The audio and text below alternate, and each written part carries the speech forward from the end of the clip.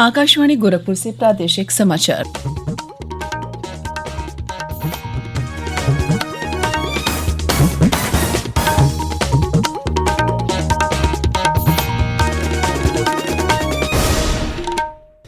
नमस्कार, समाचार बुलेटिन के साथ में शिवानी अरोरा। पहले मुख्य समाचार।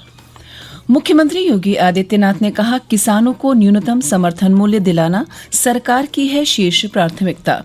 मुख्यमंत्री ने कहा, प्रदेश सरकार महिला सुरक्षा और सम्मान के लिए है संकल्पित।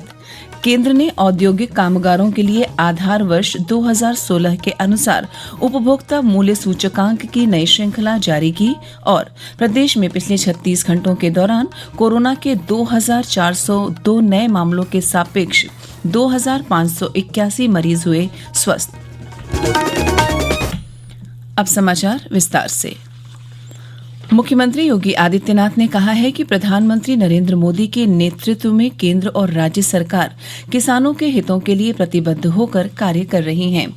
उन्होंने कहा कि किसानों के जीवन में खुशी आए, इसके लिए लागत का 1.5 गुना दाम देने की घोषणा की गई है। किसानों को न्यूनतम समर्थन मूल्य प्राप्त हो सके, यह सरकार की शीर्ष प्राथमिकता है। मुख्यमंत्री कल लखनऊ में बाढ़ प्रभावित किसानों के खातों में ऑनलाइन धनराशि हस्तांतरण कार्यक्रम के दौरान बोल रहे थे। इस अवसर पर मुख्यमंत्री ने 19 जिलों के 3,48,511 किसानों को 113 करोड़ 20,66,000 रुपए की धनराशि हस्तांतरित की। उन्होंने कहा कि यह धनराशि किसानों के नुकसान की काफी हद तक भरपाई करने में मददगार साबित होगी। उन्होंने कहा कि वैश्विक महामारी कोरोना के बावजूद सभी बाढ़ प्रभावित जिलों में राहत कार्य संचालित किए गए और प्रभावित लोगों को पर्याप्त मात्रा में राहत सामग्री उपलब्ध कराई गई। मुख्यमंत्री ने सभी जनपदों में जिलाधिकारियों को निर्देश दिए कि किसानों को न्यूनतम समर्थन मूल्य उपलब्ध कराना सुनिश्चित किया जाए। भारतीय जनता पार्टी के अध्यक्ष जेपी नड्डा ने कहा है कि एनडीए सरकार ने किसानों के सशक्तिकरण के लिए विभिन्न कार्यक्रम शुरू किए हैं। कल शाम दिल्ली में पार्टी मुख्यालय में किसानों को संबोधित करते हुए श्री नड्डा ने कहा कि प्रधानमंत्री किसान सम्मान निधि योजना के अंतर्गत 10 करोड़ किसानों के खातों में 6,000 रुपए प्रति किसान जमा कराए गए हैं। उन्होंने कहा कि भारत की आत्मा गांवों में बसती है और किसान भारत की रीढ़ हैं। श्री नड्डा ने कहा कि प्रधानमंत्री नरेंद्र मोदी ने किसानों के हित के लिए MS स्वामीनाथन रिपोर्ट लागू की। उन्होंने कहा कि पहली दफा विभिन्न फसलों के न्यूनतम समर्थन मूल्य में 1.5 गुना बढ़ोतरी की गई। प्रधानमंत्री नरेंद्र मोदी इस महीने की 25 तारीख को आकाशवाणी से मन की बात कार्यक्रम में देश और विदेश में रह रहे लोगों से अपने विचार साझा करेंगे। यह मन की बात कार्यक्रम की 70वीं कड़ी होगी। एक ट्वीट में श्री मोदी ने कहा कि मन की बात जीवन के विभिन्न क्षेत्र में उत्कृष्ट कार्य करने वाले नागरिकों को अपनी प्रेरणास्पद जीवन यात्रा के बारे में चर्चा और सामाजिक परिवर्तन के मुद्दों पर बातचीत का शानदार अवसर उपलब्ध कराता है। केंद्र सरकार ने इस वर्ष की रबी की फसलों में से प्याज का सुरक्षित भंडार रख लिया है। प्याज की कीमतें सामान्य बनाने के लिए सरकार सुरक्षित भंडार से सितंबर महीने के दूसरे पखवाड़े से सफल केंद्रीय भंडार और NCCF तथा राज्य सरकारों को प्रमुख मंडियों के जरिए चरणबद्ध तरीके से प्याज उपलब्ध करा रही है। उपभोक्ता कार्य, खाद्य और सार्वजनिक वितरण मंत्रालय ने कहा है कि खरीफ मौसम के दौरान लगभग 37 लाख मीट्रिक टन प्याज की मंडियों में आने की संभावना है, जिससे बढ़ती कीमतें कम करने में मदद मिलेगी। मुख्यमंत्री योगी आदित्यनाथ ने कहा कि राज्य सरकार महिलाओं की सुरक्षा और उनका सम्मान सुनिश्चित करने के लिए संकल्पित है। मुख्यमंत्री ने एक ट्वीट के माध्यम से बताया कि प्रदेश के 1,548 पुलिस थानों पर महिला हेल्प डेस्क की आवश्यकताओं की पूर्ति के लिए 15 करोड़ 84 लाख रुपए की धनराशि स्वीकृत की गई है। राज्य में प्रत्येक तहसील और विकास खंड स्तर पर भी महिला हेल्प डेस्क स्थापित की जाएगी, जिसके बारे में आवश्यक दिशा निर्देश जारी कर दिए गए हैं। मुख्य सचिव राजेंद्र कुमार तिवारी ने बताया कि अपनी समस्याओं और शिकायतों को लेकर आने वाली महिलाओं को इधर उधर भटकना न पड़े, इसके लिए तहसील स्तर पर एक केंद्रीयकृत आधुनिक महिला हेल्प डेस्क स्थापित करने का निर्णय लिया गया है।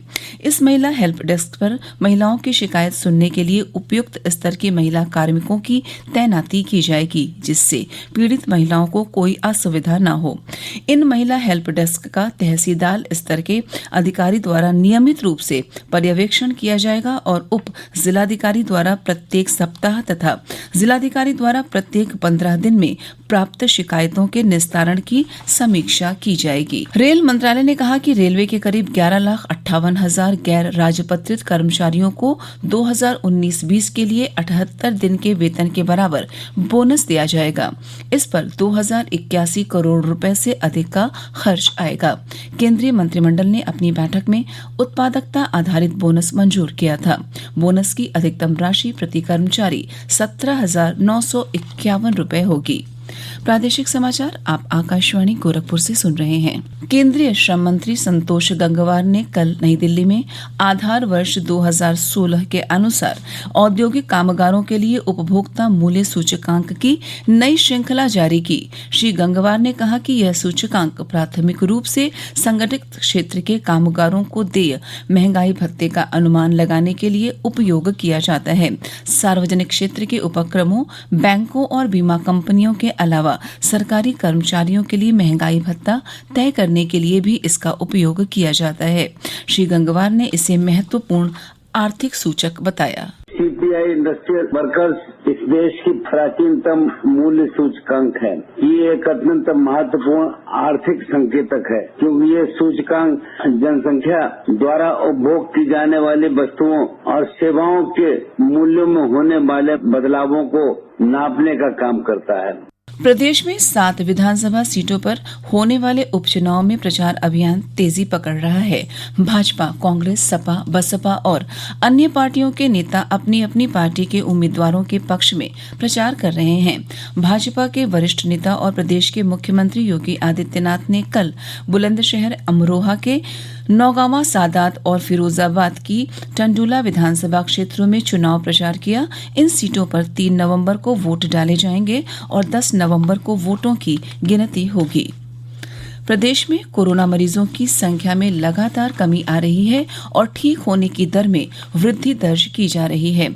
स्वास्थ्य विभाग के अनुसार पिछले 36 घंटों में राज्य में 2,402 कोरोना के नए मरीज सामने आए, जबकि इसी अवधि में इससे ज्यादा 2,581 मरीजों की ठीक होने के बाद छुट्टी कर दी गई।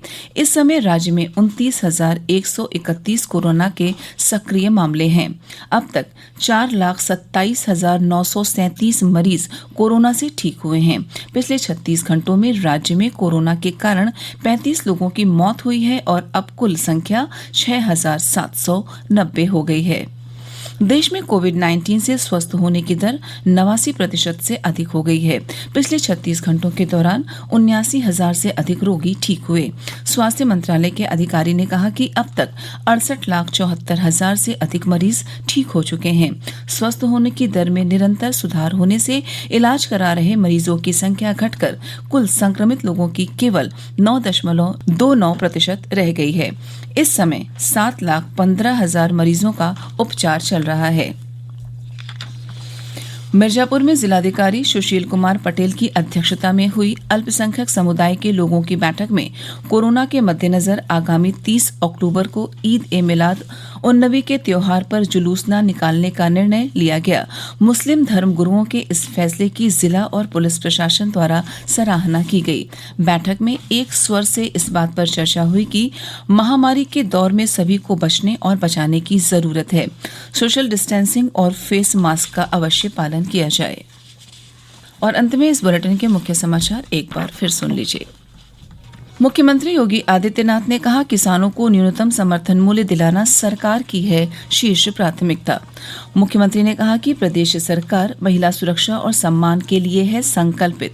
केंद्र ने औद्योगिक कामगारों के लिए आधार वर्ष 2016 के अनुसार उपभोक्ता मूल्य सूचकांक की नई श्रृंखला जारी की और प्रदेश में पिछले 36 घंटों के दौरान कोरोना के 2,402 नए मामलों के सापेक्ष 2,581 मरीज हुए स्वस्थ। इसी के साथ प्रादेशिक समाचार समाप्त हुए। नमस्कार।